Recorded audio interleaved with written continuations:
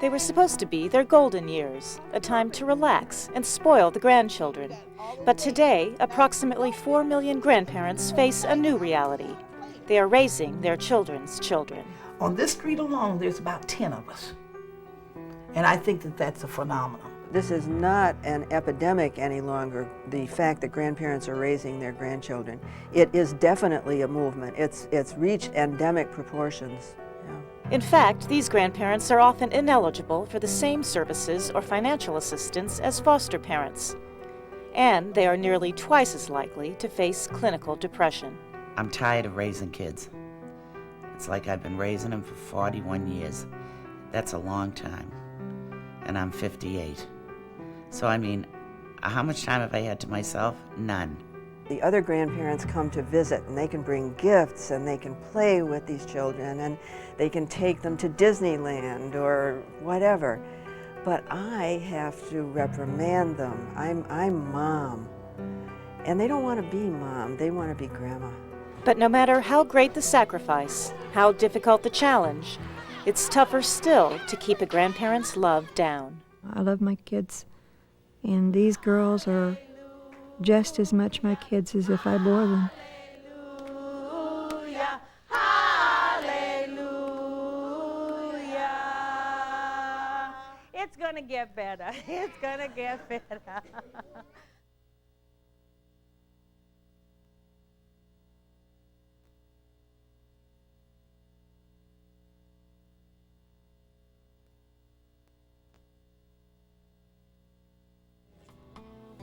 .605 on the Mixed Morning Show. Mix Cassie, 1077. Samantha. Brian Berrucci here with You you want cream of on this wheat? Wednesday morning. Plenty of snow outside and plenty of closings on our Dad? school list.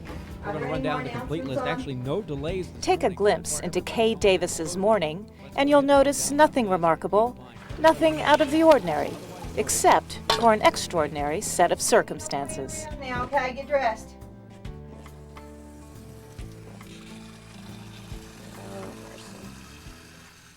I'm Kay Davis, and I'm a grandmother raising my 5 grandchildren. Jenny thinks that school's gonna be canceled. I am a worker, housekeeper, taxi driver, It's washer and dryer. Good, it's about 24/7. confidant to my teenagers. Does that cover it? I noticed my son and daughter-in-law having difficulties. The girls would tell me that their mother would go out at night and bring liquor and people home and have parties. My mom would go out and drink, or she'd bring home different guys. Children's Services came in and told her she had to go to alcohol rehab, and she had to either turn the children over to them or leave them with me. And she chose naturally to leave them with me. Jenny was the closest one to her, and I can remember my heart breaking when the first phone call about a year later that we got from her mom. But the first thing that Jenny said when she got on the phone was, "Why did you leave me? Why didn't you take me with you?" You know? Well, that just broke my heart. We used to talk to her on the phone and stuff, but I don't say I have any feelings for my mom.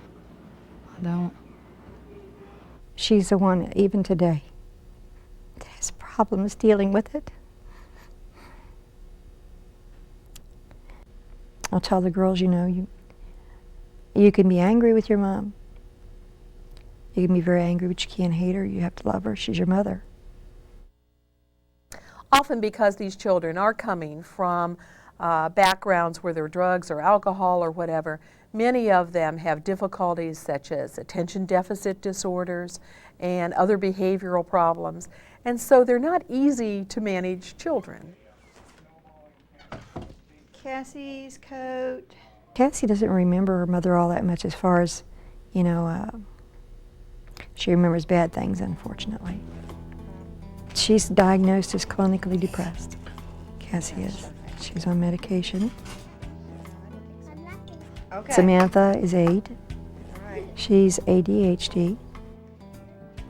We're gonna give We that ours too, diagnosed her when she was 5, and she started on Ritalin when she was 5. Which one are you going to put this in? I don't know. You'll put it in Mommy, your this bag? has a hole in it. It does? Well, don't put it in that one, okay? Put it in one without the hole. Well, we chose to adopt, and my husband and I decided that we wanted the girls to be secure in the knowledge that we weren't going to run off and leave them. Excuse me. We wanted to keep them together. All buttoned up. They're our flesh and blood. Okay. We would have never probably been able to see them again because that's the system.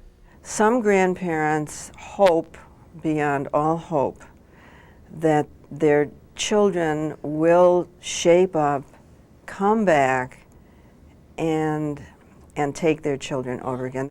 Most grandparents that we speak with don't want to be parents, they want to be grandparents. And even in the case where they have adopted, they'll say, oh, I only wish I could be a grandparent. The other grandparents come to visit and they can bring gifts and they can play with these children and they can take them to Disneyland or whatever. But I have to reprimand them. I'm mom. And they don't want to be mom, they want to be grandma. Listen, be careful out there, okay? Cassie, love you. Sam? Okay. If my husband would have lived, I think things would have been very different. If I had known that he wouldn't be with me and I didn't have insurance, Hopefully. it would have been better for me and the children to just have taken custody. Well, when I got the girls and everything, I don't know, I just didn't envision doing it alone, naturally. But life throws these little curves at you and you just have to roll with the punches, otherwise you get snowballed, you get run over. When you adopt a child, you lose some of the benefits that you would have had if you had had guardianship or custody. If you got guardianship, for example, you might be able to get some kind of medical attention, medical cards, MA cards or whatever. The person that we're following, whose husband died, will be able to collect Social Security for the children, but that, I'm sure, will bring her income to a level where it's virtually impossible for her to get any kind of subsistence. My grandpa was a chef, so he was real nice, and we was spoiled back then. He used to take us to his work and get ice cream, and it was neat when he was around. But we lost all that when he died. He got cancer. I want to go back to bed. I fall through all the cracks. I'm considered too affluent for help. But I don't make enough money to live, really. But if I pay the bills, we don't have enough food. If I buy the food, one of the bills have to go. So it's a catch-22.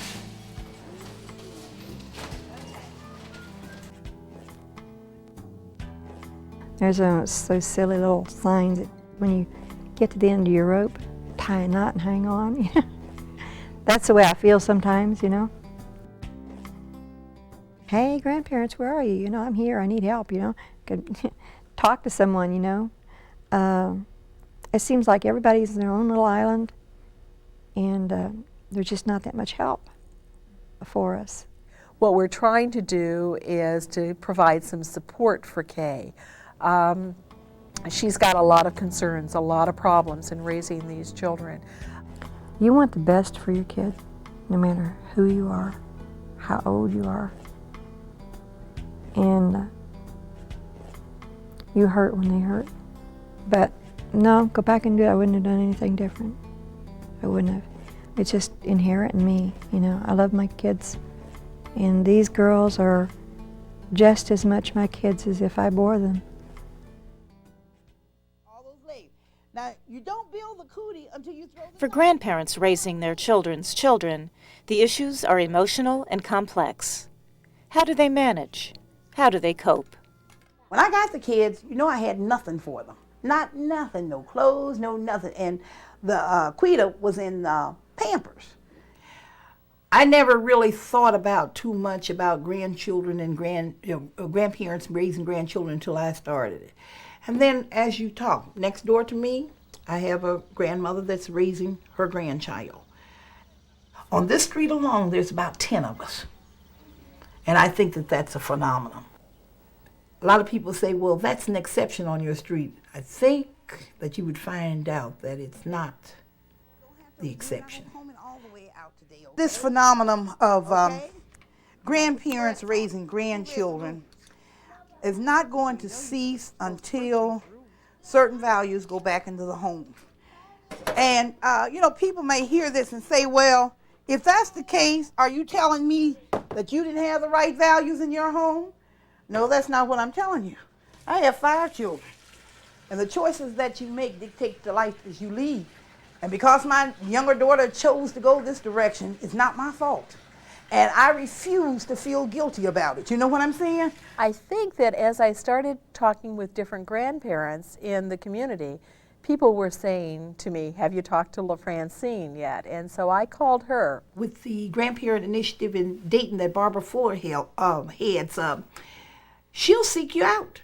And I set up an interview with her and went out and spoke with her and found out that she really was not only raising 4 grandchildren, but that she had a foot in both camps because she is a part-time social worker and so is very knowledgeable about what the social service agencies in Dayton are doing. Even though you know the system can still do you in. I mean, the system is not user-friendly. Many grandparents feel the system is not user-friendly, that they have to jump through so many hoops or, well, let me just give you a quick example. To get custody, you can get custody without getting a lawyer or anything. You can go down to the courts and you can get what they call a pro se packet. You can fill it out. It's a lot of papers that need to be filled out. They need to be notarized. You have to make multiple copies. Then you have to go down to juvenile court. You have to file it there. You have to pay a filing fee and so forth. So by the time you go through all of that, let's say that you've got a grandparent that either has transportation problems or doesn't read well or whatever, this is an overwhelming kind of thing for them to face. Don't give up. Go to your children's services. Go to your welfare department. Don't be put off by what they say. They've got supervisors. Keep on talking to people until you find somebody that will listen to you and point you in the right direction. The only thing that I can say is that may entail a lot of hard work, but in the end it's worth it because it's going to give you a peace of mind. They just can't take no for an answer. They're going to do things their way. They know everything. The oldest one is 15, and the youngest is 14. I realize most teenagers today are like this, but these kids. So what happened today? What went on in school? Her and I go round and round, and I think it's, I'm 58 going through menopause, and she's 14 going through puberty, and it's not a very good combination, I'll tell you. I'm tired of raising kids. It's like I've been raising them for 41 years. That's a long time. So, how much time have I had to myself? None. I just feel like I can't take it anymore. I want the peace and quiet. I don't want any more arguing. I don't want to have to go to school. I don't want to have to go to court. The kids are going to have to realize that, I'm not their mother, and I can't take the stress that she can. I just can't take it anymore.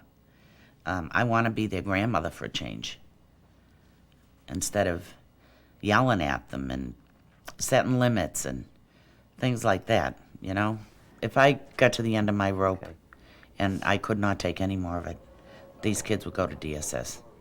They would put them in foster homes or in a group home. This is a very stressful job, these 2 kids are. And I love them dearly. They're my grandchildren. But I can't seem to help them. And I just feel like if I'm not helping them, maybe it's best they don't stay with me. I don't know. I think it's important that if you can't do it, that you don't feel remorse or regret. Because nothing worse than for you to do something that you don't want to do or can't do. And because it shows. My children knows the difference. You know what I'm saying? Because when I first got them, especially Deontay, the little boy, Every day when I went to work, I was quizzed, are you coming back?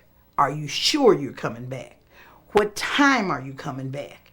And when I would come, it was like, oh, she came back. The next day I went through it. And I went through that for so long that I promised myself they would never have to go through that again. I think children should have things and they should have stability in their life. And that's what they have here.